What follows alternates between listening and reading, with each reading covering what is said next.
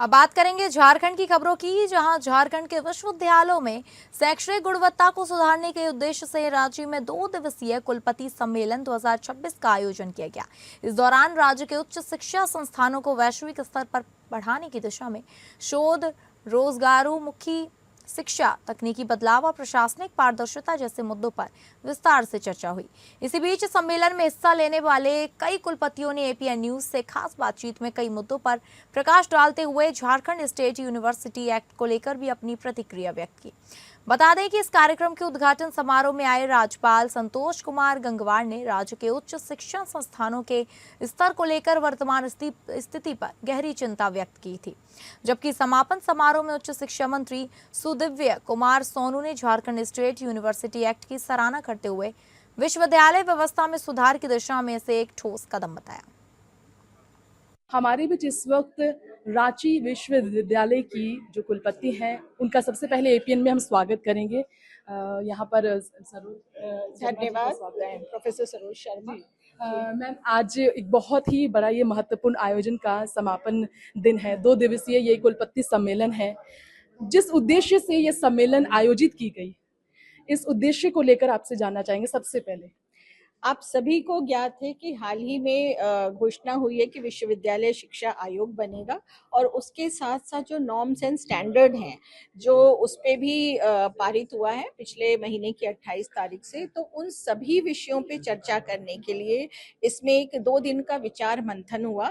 कल भी हम लोग सुबह से शाम तक रहे और इसके जो विभिन्न पार्ट्स हैं उस पे एक एक करके वृहद चर्चा हुई। सभी विश्वविद्यालय के कुलपति और जो रेगुलेटरी या एडमिनिस्ट्रेशन में सहायक हैं पदाधिकारी विभिन्न विश्वविद्यालय के, उन सभी ने भाग लिया और ये बहुत ही सफल और सार्थक 2 दिन का विचार मंथन रहा, क्योंकि इसमें एक एक पॉइंट्स पे चर्चा की गई कि किस तरीके से स्टैट्यूट बनेंगे, किस तरीके से उसको लागू किया जाएगा, जो स्ट्रक्चर है प्रशासनिक और उसके साथ साथ जो एकेडमिक स्ट्रक्चर है कैसे काम करेगा और क्या फाइनेंशियल प्रोविजन रहेंगे, किस तरीके से हम आगे परीक्षाएं लेंगे।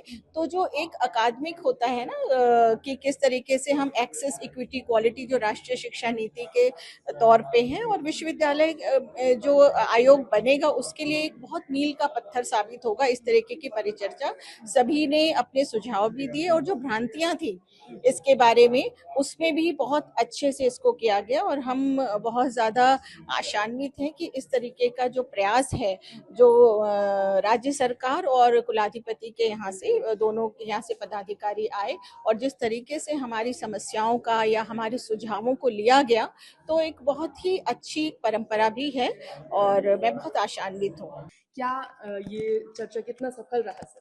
बहुत बेहतरीन रहा और इस तरह का आयोजन खास करके एजुकेशनल फ्रेटर्निटी के लिए बहुत ही उपयोगी है। और बाकी मैं जैसे चांसलर पोर्टल देख रहा हूँ शुरुआत से पिछले 6-7 साल से, तो सर लोग हैं जैसे बीबीएम के विषय, तो इनसे एक बार विनोबा भावे यूनिवर्सिटी से, तो सर लोगों से एक बार डीएसडब्ल्यू साहब से इनसे एक बार पूछ लें कि कितना हद तक इफेक्टिव है चांसलर पोर्टल जो पिछले 7 साल से यहाँ के बच्चों के सुविधा के लिए कार्य कर रहा है। प्लीज। चांसलर पोर्टल के माध्यम से ही हमारे यहाँ से जितनी सारी चीज़ें हो रही हैं, एडमिशन से लेकर बाकी विद्यार्थियों के सारे जो कार्यकलाप हैं उसका चांसलर पोर्टल के माध्यम से ही होता है और उनको काफ़ी सुविधा मिल गई है। शुरुआती दौर में तो इससे काफ़ी दिक्कतें भी आ रही थी, क्योंकि उतना टेक्नोलॉजी से भी वो लोग भी नहीं थे उस समय, लेकिन धीरे धीरे आप भी जानते हैं आप लोग कि छात्रों का तो टेक्नोलॉजी के साथ जो रिश्ता है वो काफ़ी तेज़ी से वो परिवर्तन हुआ है, बदलाव हुआ है। और अब सारे लोगों को, खासकर जैसे दिव्यांग हैं, जो विमेन हैं, जो दूर दराज जगहों से आते हैं, जैसा कि सर ने भी बताया था कि इनके पास डेटा भी है कि पाकुड़ में है और जमशेदपुर जैसे यूनिवर्सिटी दूर दराज में भी किसी को कोई समस्या नहीं हो रही है। तो उसके चलते तो सारा डेटा भी हम लोग को चांसलर पोर्टल के माध्यम से ही प्राप्त हो जाता है एक क्लिक पर, या उनका आधार आईडी के साथ जो लिंक है, तो उससे बहुत ज़्यादा सुविधा हो गई है। एक्ट असेंबली से पास हो गया है, सारे कॉलेज में, सारे यूनिवर्सिटीज़ में सबको सेंसिटाइज किया जा रहा है कि एक्ट जो है, पूरा दुनिया आगे बढ़ गया, टेक्नोलॉजी ड्रिवन एरा में हम लोग आगे बढ़ रहे हैं, तो निश्चित रूप से नए एक्ट तो आने ही चाहिए, नए चीज़ों का प्रोविज़न होना ही चाहिए। उसी पर मंथन हो रही है। जो भाई चांसलर लोग, प्रिंसिपल लोग, डीन लोग, सारे लोग अवेयर हो जाएंगे तो स्टूडेंट को भी ठीक से काउंसिल कर पाएंगे, समझा पाएंगे। तो सेमिनार का ये पर्पस है कि सरकार ने जो नई एक्ट लाई है उसके बारे में कम्युनिकेशन गैप नहीं रहे, तो उस पर मंथन हो रहा है, उसके अनुसार रेगुलेशन बनना है, इंस्टीट्यूट बनना है, तो एक फीडबैक भी ली जा रही है। मैं Sunil Kumar Agarwal, dean faculty of commerce, Vinoba Bhave university Hazaribagh. आज का जो प्रोग्राम जो हुआ ये बहुत ही अच्छा हुआ। ये हायर एंड टेक्निकल इंस्टीट्यूट के द्वारा जो है सो ये किया गया ये, और इसमें जो एक्ट बना है वो एक्ट के बारे में बहुत विस्तार से जानकारी दी गई है। तो ये झारखंड विश्वविद्यालय एक्ट है। अभी इसका इम्प्लीमेंटेशन के लिए स्टैट्यूट बनेगा। अब वो स्टैट्यूट में क्या क्या आएगा, उसका इम्प्लीमेंटेशन कब होगा, कैसे होगा, इस पर अभी विस्तार से चर्चा होगी। और अभी इसमें 2-3 महीना लगेगा समय, और तब ये जा करके पूरा इम्प्लीमेंट होगा, एक कार्य रूप इसको दिया जाएगा। और जरूर से कहना चाहूंगा आपको, क्योंकि स्टैट्यूट्स बनाना, HRD के तरफ से विभिन्न समय पर निर्देशों को आप तक भेजना, संसाधनों की बात आए तो राज्य सरकार के संसाधनों से आपके स्कूल, कॉलेजेस, आपकी यूनिवर्सिटीज में चीजों को स्टैब्लिश करना हमारा काम तो जरूर है, लेकिन साथ साथ यह भी उतना ही सत्य है, राज्य सरकार यह सोचती है कि राजभवन निर्णय लेगा, और राजभवन यह सोचता है कि राज्य सरकार निर्णय लेगी, और यह अनिर्णय की स्थिति पूरे संस्थान के लिए, पूरी व्यवस्था के लिए घातक होती है। आज वह दौर बदल चुका है।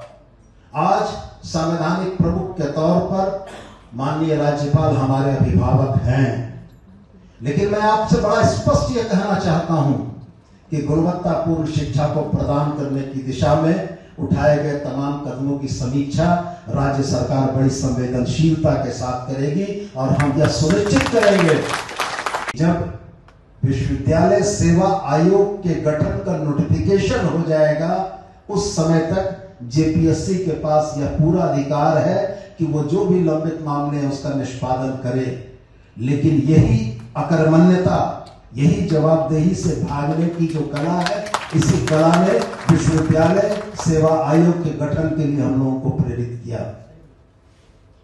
मैं यह मानता हूं कि उनकी पीड़ा है कि वो प्रोफेसर होने से खुद को वंचित महसूस कर रहे हैं, लेकिन मैं साथ में उनसे यह कहना भी चाहता हूं कि क्या अपने संपर्क को पिछले 25 वर्षों की उस लगातार पीड़ा में आप बने रहने देना चाहते थे, या किसी दिन तो आंख खोले और सवेरा हो, इसकी बात भी हम सोच पाते?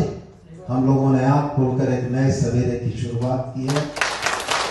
मैं समझता हूं कि शायद कुछ परेशानियां होंगी, लेकिन उन परेशानियों के निराकरण का भी जरूर से विचार है। कोई भी व्यवस्था, कोई भी नियम, कोई भी कानून त्रुटि रहित नहीं हो सकता है।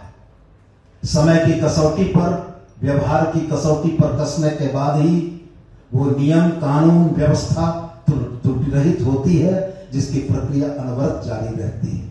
तो मैं आपसे नहीं कहता हूं कि ये समग्र है, संपूर्ण है, लेकिन मैं आपसे ये जरूर कहता हूं कि यह एक सकारात्मक और एक मजबूत प्रयास है कि अपनी उच्च शिक्षा को हम लोग बेहतर दिशा की ओर ले जाएं, और जो आपके इनपुट आएंगे, जो व्यवहार के परिचालनों में आने वाली दिक्कतें होंगी, उन परेशानियों के निराकरण की दिशा में भी हम लोग बड़ी गंभीरता के साथ प्रयास करेंगे, और यह उम्मीद करेंगे कि उच्च शिक्षा को बेहतर बनाने में यह स्टेट यूनिवर्सिटी एक्ट एक मील का पत्थर बने, रास्ते का पत्थर न बने।